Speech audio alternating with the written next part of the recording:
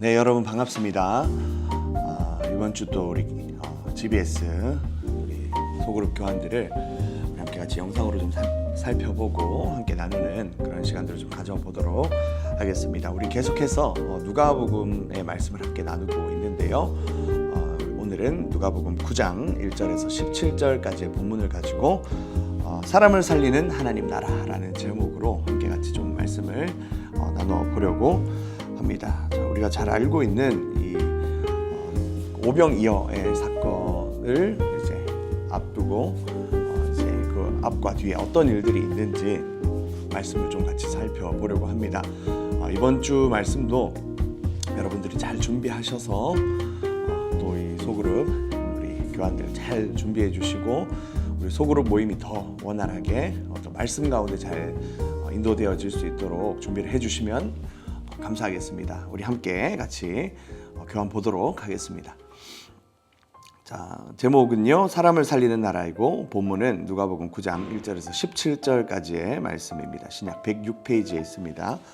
좀 본문이 긴 관계로 우리가 함께 같이 문제를 살펴보면서 본문은 조금씩 잘라서 한번 읽어보도록 하겠습니다. 먼저 우리 1번 문제입니다. 예수님과 제자들에 관한 소식을 듣고 헤롯이 당황합니다 라고 그렇게 이야기를 합니다. 자, 오늘 우리 오병이어 사건을 보면 우리 4개의 우리 복음서가 다 있죠. 이 오병이어 사건은 이 4개의 복음서에 모두 다 등장하는, 공통적으로 등장하는 유일한 기적입니다. 그만큼 이 오병이어 사건은 그 당시 사람들에게 충격적인 일이었고 또한 이 4명의 성경 기자들이 동시에 언급할 만한 이것은 그만한 가치가 있다라는 굉장한 이제 의미가 있는 그런 사건이었습니다. 요한복음에서는 예수님을 이 오병이어 사건 이후에 생명의 떡으로 표현하면서 육의 양식을 또 먹이지만 이 생명의 양식을 먹이는 하늘에서 내려온 생명의 떡으로 예수님을 그렇게 표현하기도 하고 이제 마태복음에서는 이제 왕으로서의 예수님, 무리를 이끄시고 그 무리를 살리시는 그런 예수님의 모습을 보여주곤 합니다. 자, 그러면 누가는 어떤 시선으로 우리 예수님의 오병이어 사건을 보고 있는지 함께 좀 같이 살펴보려고 합니다. 이 누가는요, 이제 잘 알고 있는 것처럼 의사입니다. 그리고 역사학자였어요. 그렇기 때문에 굉장히 이 어떤 사건들이나 일들에 대해서 굉장히 객관적으로 언급을 하고 서술을 하고 있습니다. 자, 그런 이 누가가 오병이어 사건 전에 헤롯에 관한 소식을 먼저 전하고 있습니다. 자, 작은 1번입니다. 제자들이 찾아간 마을마다 어떤 일을 했습니까? 라고 그렇게 질문합니다. 자, 먼저 예수님의 제자들에 대해서 언급을 하고 있습니다. 자, 6절 말씀, 9장 6절 말씀 한번 같이 읽어보도록 하겠습니다. 제자들이 나가 각 마을에 두루 다니며 곳곳에 복음을 전하며 병을 고치더라 라고 그렇게 이야기를 하고 있습니다. 자, 제자들이 한 일은 무엇입니까? 복음을 전하고 사람들의 병을 고쳤다라고 그렇게 표현이 되어져 있습니다. 자, 예수님이 한 사역과 비슷하죠. 그렇습니다. 제자들은 이 스승의 일을 그대로 하는 사람들이 제자입니다. 그래서 예수님이 하셨던 가르치고 치유하고 전파하셨던 예수님의 이 3대 사역을 그대로 닮아서 이 제자들도 복음을 전했습니다. 그리고 사람들의 병을 고치는 그 일들을 행했다라고 그렇게 볼 수가 있겠습니다. 자, 그런데 이 제자들이 한 이 복음을 전하고 병을 고치는 것, 이 두 가지 사건은 어떤 의미가 있냐면 바로 생명을 주는 생명 사역이다라는 것입니다. 복음을 전하는 것 무엇입니까? 복음은 우리의 영혼이 죽음에서 구원받는 것, 복된 소식, 그것이 복음 아닙니까? 그래서 영혼의 생명을 주는 것, 이게 바로 복음의 역사죠. 그리고 제자들은 예수님께 받은 권능과 능력을 가지고 사람들의 병을 고쳤습니다. 육신의 이 생명을 얻는 것, 육신의 어려움이 회복되어지는 그 사건들이 일어나게 된 것이죠. 제자들이 한 사역은 무엇이냐면 예수님을 따라서 생명을 주는 사역을 했다는 것이죠. 자, 오병이어 사건 전에 지금 제자들과 이 헤롯에 관해서 이야기하고 있는 것은 지금 생명과 이 죽음의 역사가 어떻게 흘러가는지를 보여주고 있는 것입니다. 제자들은 생명을 향해서 달려가고 생명의 역사들을 이루고 있는 모습을 보여주고 있습니다. 자, 그렇다면 그에 비해서 이 헤롯은 어떻게 하고 있는지 한번 보도록 하겠습니다. 2번입니다. 세례 요한이 살아났다는 소문에 헤롯이 두려워한 이유는 무엇입니까?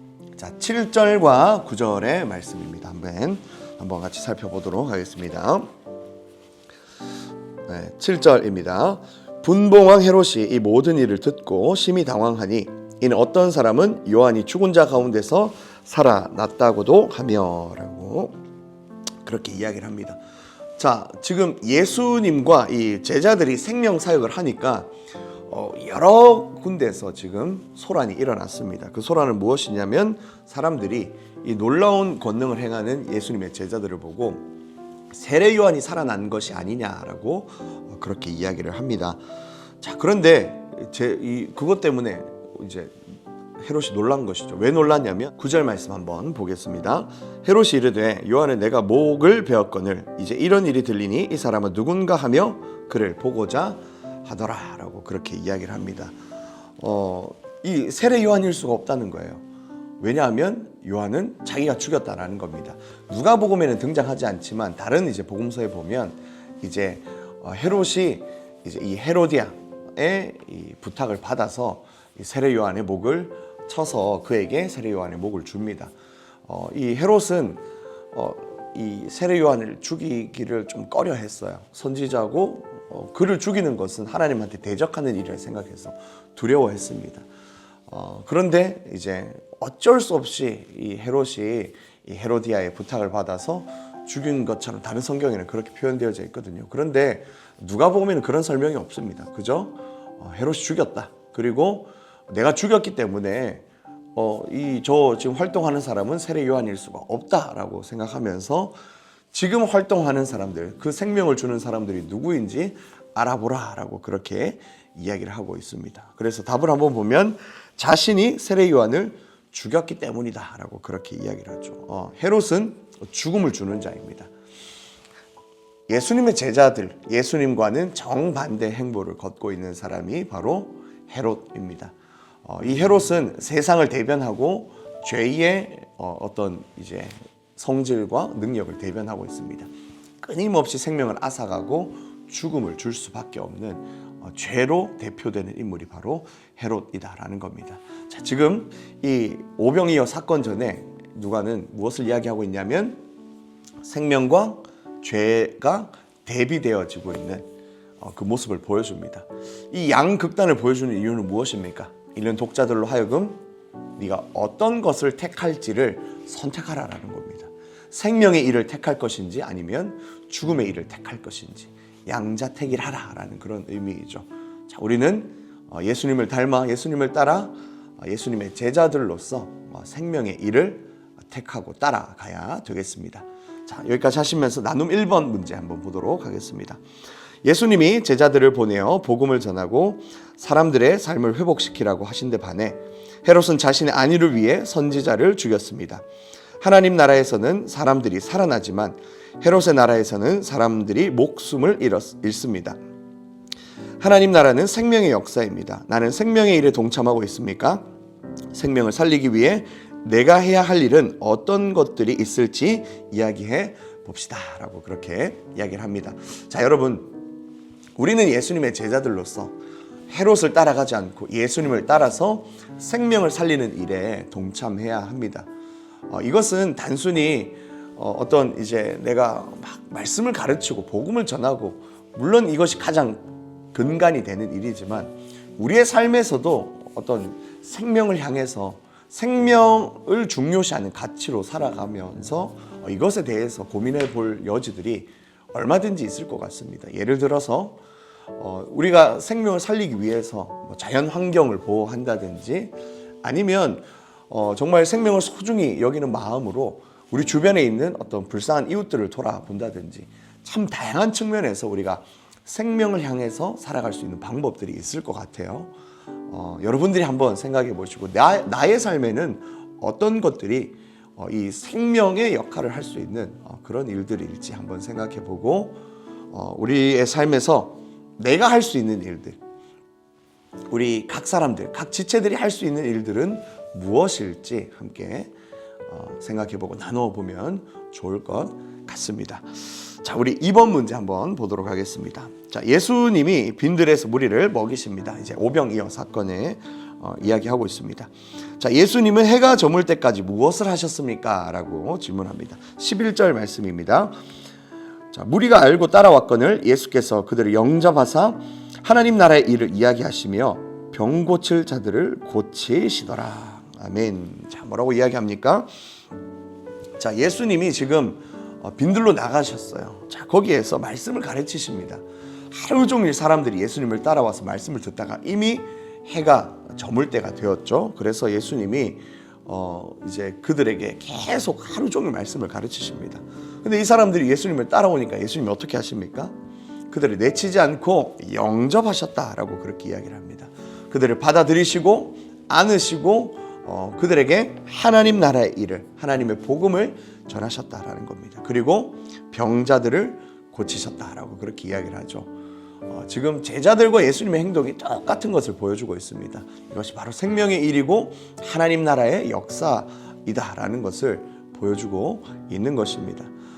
그래서 예수님의 입에서 나오는 이 말씀, 예수님이 하는 모든 행동은 사실 생명의 역사이다라는 것을 보여주고 있는 것이고, 앞으로 일어날 이 오병이어의 사건은 그 정점을 찍는 것이다, 그 방점을 찍는 것이다 라고 그렇게 볼 수가 있는 것입니다. 자, 2번 문제입니다.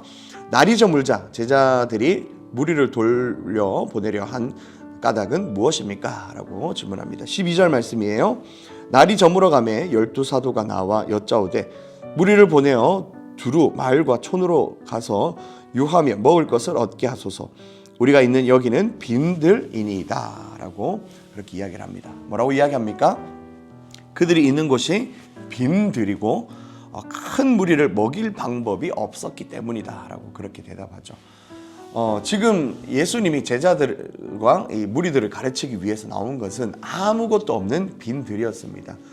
그리고 그곳에서 먹을 것도 구할 수 없었기 때문에 현실적인 제자들의 입장에서는 이 사람들 이러면 참 다 굶어 죽습니다. 그러니까 근처 마을로 보내셔서 두루 보내셔서 거기에서 숙식도 하고 이제 거기에서 좀 회복을 해서 다시 돌아와서 말씀 듣게 예수님 그렇게 하십시다. 이 사람들 지금 먹일 방법이 없습니다 라고 그렇게 예수님께 이야기를 하고 부탁을 하고 있는 그런 상황입니다. 어떻게 보면 지혜로운 모습일 수 있습니다. 현실적인 모습일 수 있어요.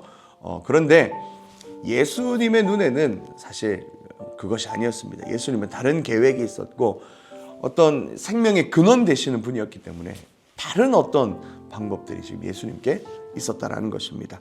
자, 그 예수님의 방법은 무엇입니까?